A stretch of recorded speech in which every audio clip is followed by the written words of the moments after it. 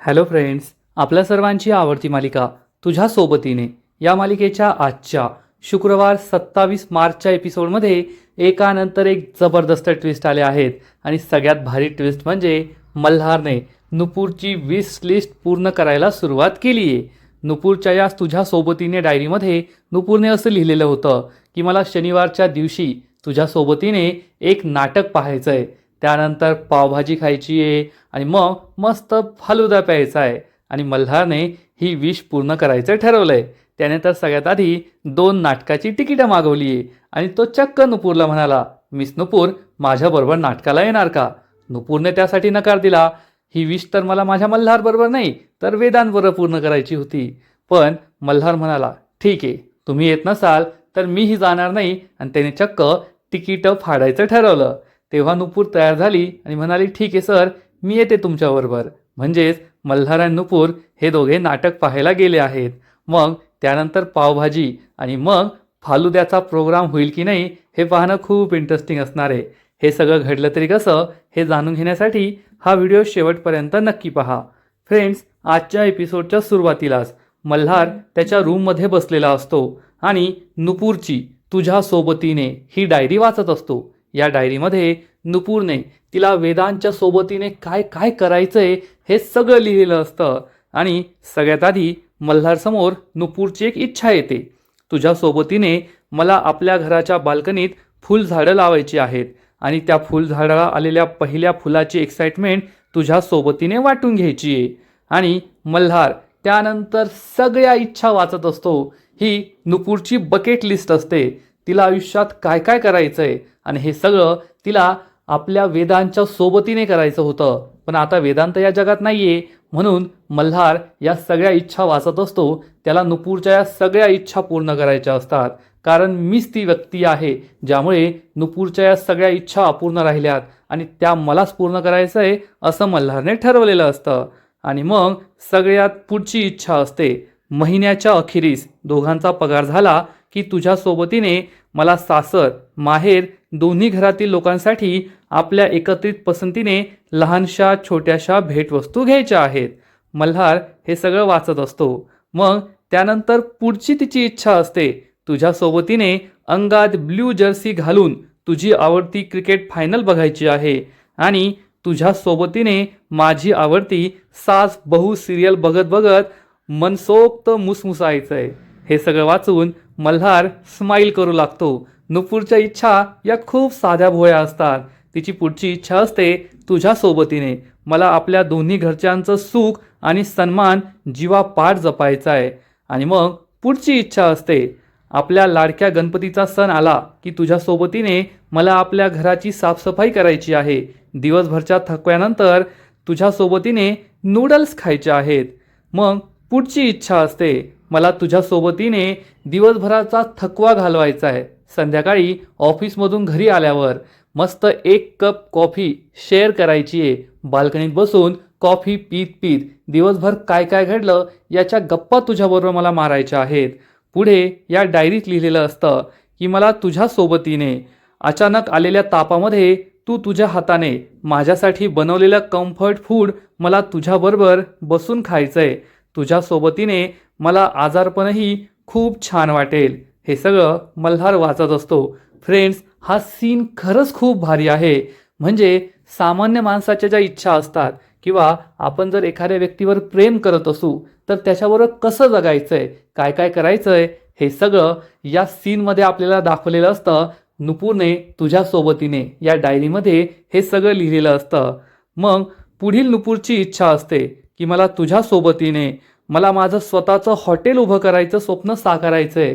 म्हणजे नुपूरने हे मोठं स्वप्न पाहिलं होतं की तिला स्वतःचं हॉटेल साकारायचं आहे आणि तिच्या मालकीचं हे हॉटेल असेल आणि वेदांच्या साथीने तिला हे स्वप्न पूर्ण करायचं होतं. त्यानंतर नुपूरचं पुढचं स्वप्न असतं, मला तुझ्या सोबतीने माझ्या माहेरच्या प्रत्येक कार्यक्रमात मिरवायचं आहे आणि सगळ्यांना दाखवायचं आहे की ही माझी चॉईस आहे आणि ही एकदम परफेक्ट सगळ्यात भारी चॉईस आहे. हे सगळं वाचता वाचता मल्हार यामध्ये पूर्ण गुंग होऊन गेलेला असतो. त्याला कशाचंही भान राहिलेलं नसतं. एक इच्छा वाचल्यावर पुढची इच्छा, एक पान झाल्यावर पुढचं पान असं तो फक्त उलटत असतो आणि नुपूरच्या एकानंतर एक सगळ्या इच्छा तो पाहत असतो. हे सगळं वाचून तो खुश होतो, पण त्याच वेळेस दुःखी सुद्धा होतो, कारण नुपूरला या सगळ्या इच्छा तुझ्या सोबतीने म्हणजे वेदांच्या सोबतीने पूर्ण करायच्या होत्या. आणि मल्हारला हेच वाटतं की नुपूरच्या या सगळ्या इच्छा अपूर्ण आहेत त्या फक्त माझ्यामुळे. मी जर वेदांचा अपघात केला नसता, त्याचा जीव घेतला नसता, तर कदाचित आत्तापर्यंत नुपूरच्या या सगळ्या इच्छा पूर्ण सुद्धा झाल्या असत्या. मल्हार नुपूरच्या या सगळ्या इच्छा वाचतो आणि म्हणतो, मिस नुपूर, खरंच तुम्ही किती सरळ आहात. तुमच्या इच्छासुद्धा किती साध्या सरळ आहेत. आणि आता तुमच्या सगळ्या इच्छा मी पूर्ण करणार. आणि या सगळ्या तुमच्या इच्छा तुमच्यासमोर एखाद्या सुंदर स्वप्नासारख्या उभ्या राहतील, हे मी मल्हार खानविलकर तुम्हाला वचन देतो. म्हणजे मल्हारने आता ठरवलंय की नुपूरच्या सगळ्या अपूर्ण इच्छा पूर्ण करणार.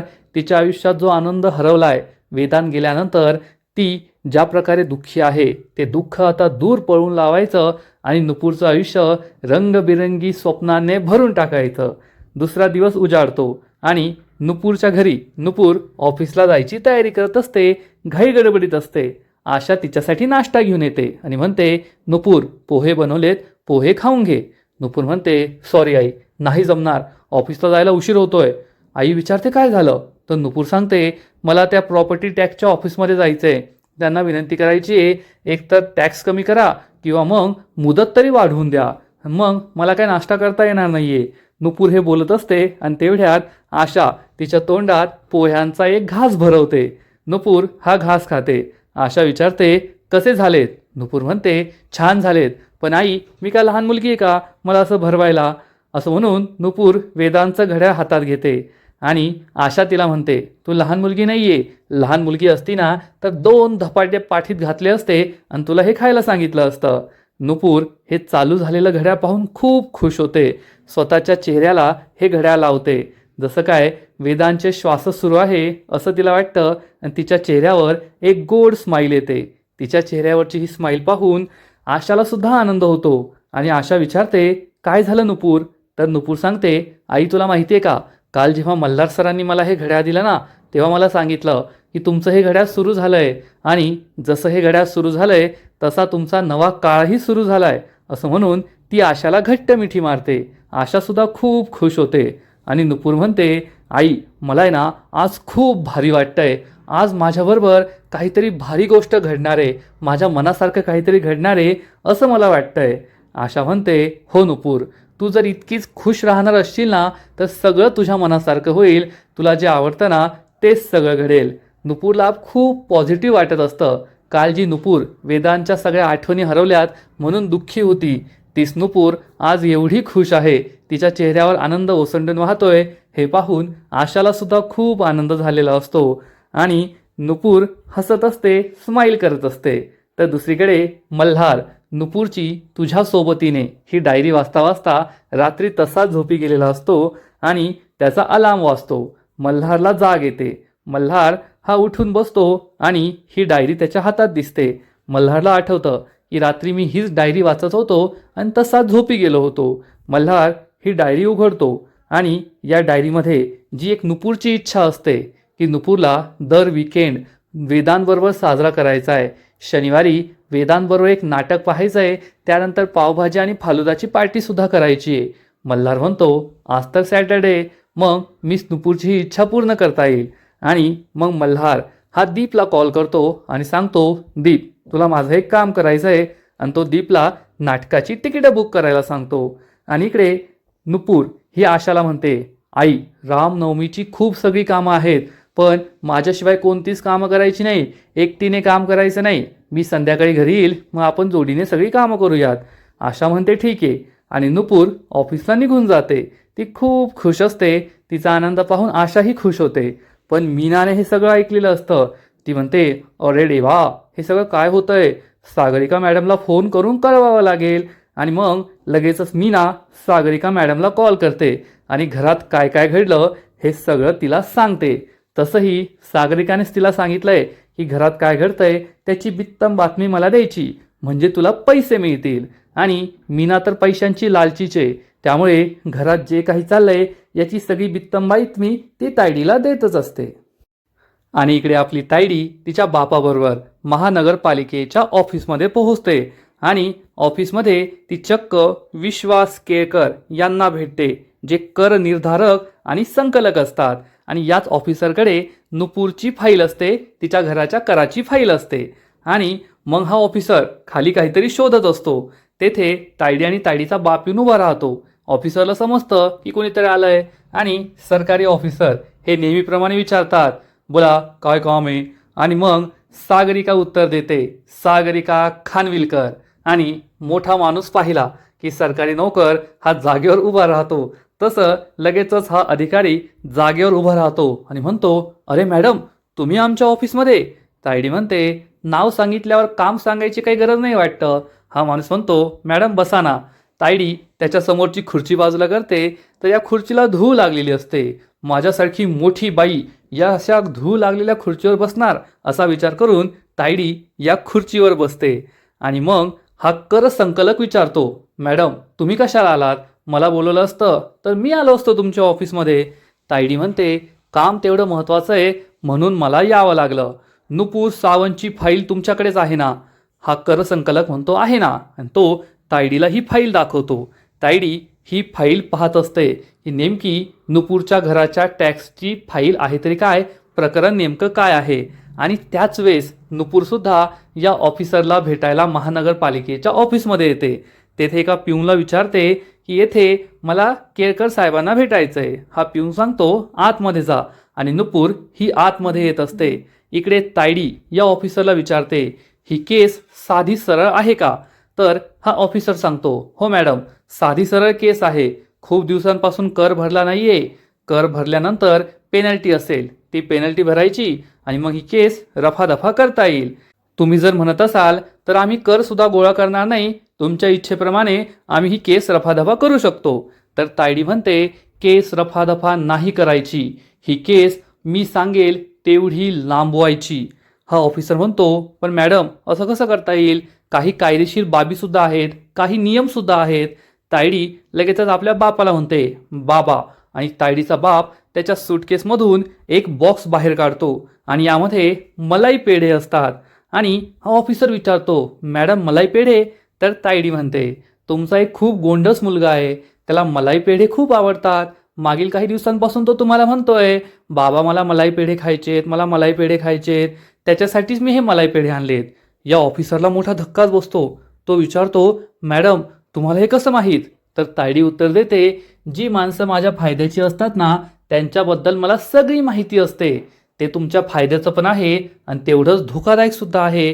या ऑफिसरला समजतं, ही सागरिका काही साधीसुधी बाई नाहीये. सागरिका खरंच त्रिकालदर्शी आहे. तिला सगळ्या गोष्टी माहीत असतात, कोठे काय घडतंय, कोठे काय चाललंय. पैशांच्या बळावर ती चांगलाच माज दाखवते. आणि तायडी म्हणते, वरती तुमच्या मुलाला जे आवडतं ते आहे आणि त्याच्या खाली तुम्हाला आवडते ती मिठाई आहे. हा ऑफिसर त्या बॉक्सच्या खाली पाहतो, तर त्यामध्ये चक्क पैसे ठेवलेले असतात. या ऑफिसरच्या चेहऱ्यावर लगेचच स्माईल येते, अरे वा माझा खाऊ मला द्या. आणि तायडी त्याला सांगते, आता मी जे सांगेल ना अगदी तसंच करायचं. नुपूर सावंतची केस मी सांगितल्याप्रमाणे लांबवायची. तिच्या घराला सील लागलं पाहिजे, तिच्या घरावर हातोडा पडायला पाहिजे. आणि तायडी आपला सगळा प्लॅन या ऑफिसरला सांगत असते. आणि त्याच वेळेस नुपूर तेथे पोहोचते आणि नुपूर हे सगळं ऐकत असते. जवळपास 2 मिनिटं नुपूरने सगळं ऐकलेलं असतं. आणि नुपूर ही सागरिकाजवळ येते आणि विचारते, सागरिका मॅडम तुम्ही इथे? नुपूरला पाहून सागरिका पूर्ण हलून जाते, तिच्या पायाखालची जमीनच सरकते. नुपूर येथे कशी, हाच प्रश्न सागरिकाला पडतो. हा ऑफिसर, तायडीचा बाप सगळ्यांनाच जबर धक्का बसतो की आपण नुपूर विरुद्धच येथे सगळा प्लॅन बनवत होतो आणि नुपूरने आपलं सगळं बोलणं ऐकलं की काय. नुपूरच्या चेहऱ्यावरचे हावभाव सुद्धा असेच असतात की मी तुमचं सगळं बोलणं ऐकलंय, मला सगळं कळालंय. आणि इकडे मल्हार खूप खुश असतो. तो रेडी झालेला असतो आणि मस्त हेअरस्टाईल करत असतो, शिट्टी वाजवत असतो, एन्जॉय करत असतो. आणि कुणीतरी त्याचा व्हिडिओ शूट करत असतं. आणि हे कुणीतरी म्हणजे तायडीची आई गायत्री असते. तायडीची आई हा सगळा व्हिडिओ शूट करत असते. मल्हारला मात्र हे माहीत नसतं. तो त्याचा एन्जॉय करत असतो, रेडी होत असतो. आणि तेवढ्यात जिया ही तिच्या मोबाईलमध्ये पाहत पाहत मल्हारच्या रूमजवळ येत असते. पण तिचं मोबाईलमध्ये लक्ष असतं, त्यामुळे तायडीची आई गायत्री व्हिडिओ शूट करते हे ती काही पाहत नाही. आणि ती मल्हारच्या रूमच्या दरवाजाजवळ पोहोचते तोपर्यंत तायडीची आई गायब झालेली असते. मल्हारच्या रूममध्ये मल्हार आवरतोय हे जियाला दिसतं आणि जियाला आठवतं की काल रात्री तायडी मल्हारच्या रूममध्ये काहीतरी शोधाशोध करत होती आणि ती रेवतीला म्हणाली होती मी ब्रोला हे सांगणार आहे. आणि जिया ही रूममध्ये निघून जाते. तेव्हा तायडीची आई तेथे लपलेली असते. ती बाहेर येते आणि म्हणते आज वाचले, नाहीतर या जियाने मला पाहिलं असतं. पण माझ्या हाती भारी व्हिडिओ लागलाय, तायडी मला नक्कीच शाबासकी देईल असा विचार करून गायत्री खुश होते. आणि इकडे जिया मल्हारजवळ येते आणि म्हणते ब्रो मला तुझ्याशी बोलायचंय. तर मल्हार म्हणतो आधी मला मदत कर. जिया त्याला कोट घालायला मदत करते. मल्हार विचारतो काय झालं. तर जिया त्याला सांगते ब्रो तुला माझा राग येईल, पण मी तुला सगळं खरं खरं सांगतेय. तायडी तू नसताना तुझ्या रूममध्ये येते, तुझ्या वस्तूंना हात लावते, शोधाशोध करते, हे मला काही आवडत नाही. तर मल्हार हा तिला विचारतो जेव्हा तू तुझ्या रूममध्ये काहीतरी पसारा घालतेस तेव्हा कोण आवडतं. तर जिया सांगते मॉम आवडते. मल्हार म्हणतो मग तायडी सुद्धा तेच करत असेल, माझी रूम आवरून देत असेल. जिया म्हणते अरे ती माझी मॉम आहे. तर मल्हार सांगतो मग तायडी सुद्धा माझ्या आईसारखीच आहे. जिया म्हणते ब्रो ते वेगळं आहे आणि ती येथे आवरासावर करत नव्हती. तर तायडी तुझ्या रूममध्ये काहीतरी शोधाशोध करत होती आणि मी तुला सांगते तिचा हेतू चुकीचा होता. हे ऐकून मल्हारला खूप राग येतो. मल्हार म्हणतो इनफ जिया, मी तायडी विरुद्ध काहीच ऐकून घेणार नाहीये. आणि तू हे काय बोलतेयस, तायडीचा हेतू चुकीचा होता. मला मान्य आहे तायडीबद्दल तुझे विचार वेगळे, याचा अर्थ तायडी माझ्या विरुद्ध काहीतरी करतेय असा होत नाही. माझा तायडीवर पूर्ण विश्वास आहे. ती माझ्या विरुद्ध काहीच कारस्थान करू शकत नाही. माझ्या विरुद्ध काही करण्याचा विचार सुद्धा तिच्या मनाला शिवू शकत नाही. ती जे काही करते ते माझ्यासाठी आणि या घरासाठी योग्यच असतं. हे ऐकून जियाला खूप वाईट वाटतं आणि जियाच्या डोळ्यात पाणी येतं. मल्हारला हे समजतं आणि मल्हार जियाला म्हणतो जिया आय एम रिअली सॉरी, मी तुझ्यावर असं ओरडायला नको होतं, पण तायडी विरुद्ध मी काहीच ऐकून घेऊ शकत नाही. माझा तायडीवर पूर्ण विश्वास आहे आणि ती खरंच खूप चांगली आहे. तू सुद्धा तिच्याबद्दल असा विचार करू नको. आणि आता स्माईल कर बघू, मला ऑफिसला जायचं आहे. जिया ही कशीबशी स्माईल करते. मल्हार सुद्धा खुश होतो आणि तेथून निघून जातो. जिया विचार करते मला मॉमने बरोबरच सांगितलं होतं की तायडीबद्दल काही सांगितलं ना तरी ब्रोला ते कधीच पटणार नाही. पण ही तायडी नक्कीच ब्रो विरुद्ध काहीतरी करतीये आणि मला त्याला सगळं सत्य सांगायलाच हवं हा विचार जिया करत असते. पण हे सगळं कसं करायचं हाच प्रश्न तिला पडलेला असतो. इकडे नुपूर ही सागरिकाला विचारते सागरिका मॅम तुम्ही येते कशा. तेव्हा कुठे सागरिका म्हणजेच तायडीचा जीव भांड्यात पडतो. तिला समजतं हिने आपलं काहीच बोलणं ऐकलेलं नाहीये. आणि मग तायडी तिच्या जुन्या रूपात येते आणि म्हणते नुपूर हा प्रश्न तर मी तुला विचारायला पाहिजे. आमच्यासारखी मोठी माणसं असे प्रॉपर्टीचे व्यवहार तर करतच राहतात, पण तुझ्यासारख्या गरीब आणि भिकाऱ्या माणसाचं येथे काय. हे ऐकून नुपूरला जबर धक्काच बसतो. नुपूरला खूप वाईट वाटतं. तायडीने तिला चक्क गरीब आणि भिकारी समजलेलं असतं. आणि तायडी ही नुपूरला म्हणते आणि ते सुद्धा ऑफिसच्या वेळेत. तुझा बॉस तुला काही बोलत नाही, या गोष्टीचा तू खूपच दुरुपयोग करतेस, फायदा उचलतेस असं तुला वाटत नाही का. ऑफिसच्या वेळेत तू येथे पर्सनल कामं करायला आली आहे, हे खूप चुकीचं आहे. नुपूरला वाईट वाटतं आणि आता तिला काय उत्तर द्यायचं हाच प्रश्न नुपूरला पडतो. नुपूरने काही ऐकलं नाहीये. या गोष्टीचा चांगलाच फायदा तायडी करून घेते आणि तिचा खूप अपमान करते. आजचा एपिसोड येथेच संपतो. फ्रेंड्स तुझ्या सोबतीने या मालिकेचा आजचा एपिसोड खरंच खूप भारी होता.